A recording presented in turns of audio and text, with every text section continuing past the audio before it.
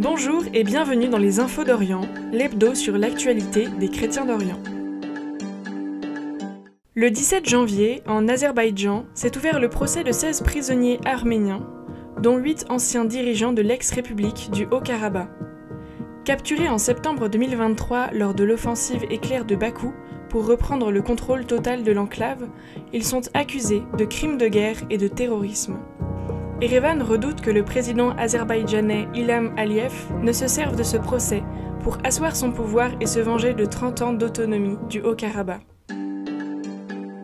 Une conférence intitulée « Les chrétiens d'Orient au cœur du relèvement du Liban et de la Syrie » s'est tenue au Parlement européen le 28 janvier.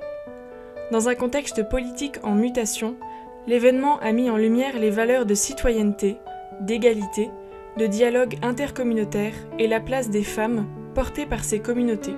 Des députés européens de divers horizons ont participé aux échanges, aux côtés de figures majeures comme le père Youssef Nasser, directeur de l'enseignement catholique du Liban, et le frère Georges Sabé, des Maristes bleus d'Alep.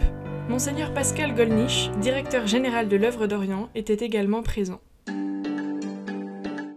À l'ermitage d'Anaya, au Liban, où repose Saint Charbel, des milliers de fidèles se sont rassemblés ce 22 janvier malgré le mauvais temps. Cette rencontre a lieu chaque mois depuis 1993, après la guérison miraculeuse de Noad El Sami, une mère de 12 enfants qui souffrait d'hémiplégie. Après sa guérison, Saint Charbel lui serait apparu en rêve et lui aurait demandé de visiter son ermitage et d'assister à la messe chaque 22 du mois. Depuis, des croyants du Liban et du monde entier suivent cette tradition, priant et célébrant leur foi en quête de bénédiction et de guérison.